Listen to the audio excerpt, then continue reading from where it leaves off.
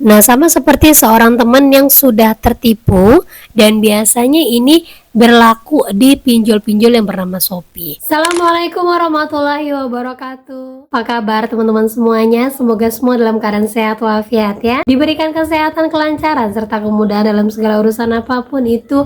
Hari ini makin semangat lagi kita, makin kita kuat mental.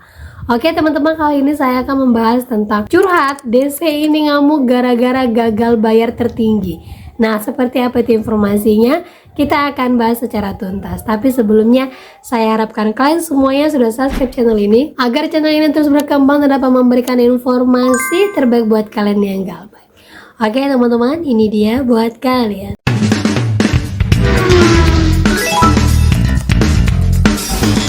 Oke teman-teman, sebelumnya saya informasikan dulu ya untuk yang galbay di TikTok. Ternyata TikTok Pay Later saat ini DC-nya dari Kredit Pintar. Nah seperti ini, TikTok Atom ada FC-nya nggak Mbak Des? Terus ada yang jawab, TikTok by Atom ada FC-nya dari Kredit Pintar.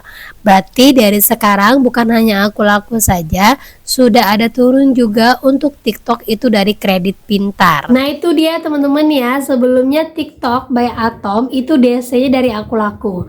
Sekarang ini mungkin karena sudah banyak kerjasama, jadi yang turun adalah dari DC pihak ketiga, yaitu dari Kredit Pintar. Nah untuk teman-teman semuanya, informasinya ini sudah sampai ke Jawa Tengah. DC-nya sedikit agak beringas, karena kita tahu ya, ini DC dari Kredit Pintar juga agak beringas. Cuman perlu saya sampaikan kepada kalian, ketika DC-nya datang, jangan lupa minta semua surat-suratnya dan divideokan.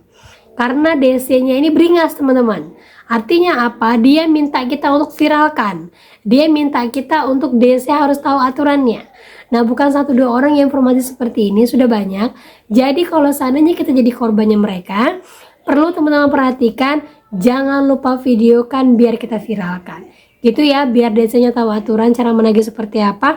Apalagi kebanyakan saat ini informasinya DC-nya itu berani datang ke kantor dan ngacak-ngacak di kantor. Itu yang saya dapatkan ya.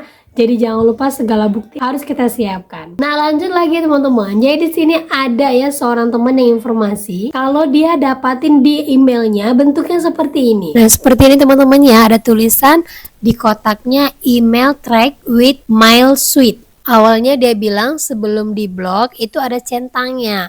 Setelah diblok centangnya tuh langsung hilang. Dia bertanya, ini apa Kak Desi? Nah kalau bentuknya seperti ini, ternyata Desi sedang memata-matai kita teman-teman. Yang mana diinformasikan bahwa kalau ini kita baca email dari mereka, itu akan tercentang di aplikasinya mereka, si DC-nya. Yang mana nanti akan ketahuan bahwa kita sudah membaca email dari DC tersebut. Dan DC juga informasinya bisa tahu posisi kita. Nah mulai sekarang, apapun email dari DC, ada bentuk yang seperti tadi ataupun tidak, lebih baik kalian tidak usah baca. Tidak usah kepo-kepo, tidak usah cari tahu. Karena apa? Nantinya DC akan tahu posisi terbaru ke kita, dan DC akan tahu bahwa kita sudah membacanya, dan mereka akan ngejar kita. Karena apa? Kita sudah merespon email-email ataupun WA-WA-nya DC. Jadi kalau ada model seperti ini, ingat, mulai sekarang tidak usah dibuka, tidak usah kalian klik. Karena apa? Nanti kalian akan ketahuan posisi terakhir kalian di mana. Gitu ya. Dan lanjut lagi teman-teman. Jadi di sini ada seorang DC yang curhat di salah satu grup. Dia kecewa sama nasabahnya, yang mana informasinya dia sudah memberikan potongan harga sampai merubah nilainya di aplikasi, tetapi kena zong. Nah ini curhatan Desi yang putus asa. Dia bilang, guys tolong jangan kayak orang ini ya, sudah dibantu keringanan hapus bunga dan denda, cukup bayar pokoknya malah tidak kooperatif, blokir-blokir. Mana belum bayar ya, kalau belum bisa bayar ya bilang aja atau diamin aja, kan Desi juga punya pekerjaan, hormatilah pekerjaan orang. Nyari duit lagi susah kan, sudah pada tahu. Astagfirullah, cobaan banget awal bulan namun nasabah kayak gini, laporan jadi hancur ke atasan kayak gini. Nah ini diinformasikan bahwa dia sudah info ke bapaknya untuk melunasi pokoknya saja sebesar 163.000, malah bapaknya langsung memblokirnya, padahal dia sudah ubah ke aplikasi. Nah kalau kalian bertanya yang seperti ini apakah benar Mbak Des? Jawabannya benar, karena dia sudah mengubahnya di aplikasi. Ya, kembali lagi di aplikasi. Tuh DC-nya juga bilang, kalau seandainya kita belum mau bayar, abaikan aja atau biarin atau cuekin aja. Nah, itu menunjukkan bahwa sebenarnya DC tahu kok kalau kita tuh belum mau bayar dan belum bisa bayar. Dengan cara kita tidak merespon DC, itu sudah cukup bagi DC buat laporan ke atasan bahwa kita nggak ada uang. Gitu ya. Nah, itu dia teman-teman ya. Jadi saya minta kepada teman-teman semuanya, kalau ada DC yang seperti ini sudah kalian nego, ternyata memang dirubah di aplikasinya kalau ada dana dibayarkan. Ya, karena apa? Kalau udah model seperti ini, next mereka nggak akan memberikan kalian potongan lagi, karena nanti udah tercatat nama kalian. Dan lagi, buat yang memang kalian itu dikasih kode virtual account, ini hati-hati. Saya kasih tahu beberapa pinjol-pinjol yang selalu hoax ya, memberikan potongan-potongan diskon. Apalagi kalau seandainya kita dikirimkan nilai, disuruh dibayarkan, ternyata itu tidak membayarkan utang kita semua. Salah satunya itu adalah Shopee. Nah, sama seperti seorang teman yang sudah tertipu, dan biasanya ini berlaku di pinjol-pinjol yang bernama Shopee. Dia mengatakan bahwa kalau kayak gini enak loh berubah di aplikasi. Saya ditawari kemarin bunga dihilangkan tapi bayar pakai FA. Di aplikasi dan nominal disesuaikan dengan potongan bunga. Saya tanya di aplikasi masih ada bunga. Kata DC-nya iya nanti langsung berubah. Dan saya percaya alhasil setelah saya bayar pokok, tagihan bunga masih ada dan saya diblokir sama DC-nya. Nah, kalau yang model seperti ini kalian wajib hati-hati juga teman-teman ya. Jadi pastikan sebelum bayar semua percakapan kalian dengan DC-nya kalian screenshot, kemudian nanti bisa jadikan bukti kalau DC-nya nakal seperti ini. Nah, seperti curhatan teman ini benar sekali teman-teman ya. Banyak saya terima laporan dari teman-teman di luar, kalau Shopee itu memberikan diskon seperti itu, kita disuruh bayarkan. Dia kasih kita diskon, kasih nilainya sekian, nanti tiba-tiba kita bayarkan, nilai untuk pokoknya berubah, tapi nilai bunganya tetap jalan. Nah, ini hati-hati sekali. Jadi kalau mau melakukan negosiasi dengan DC, pastikan lebih baik lewat aplikasi.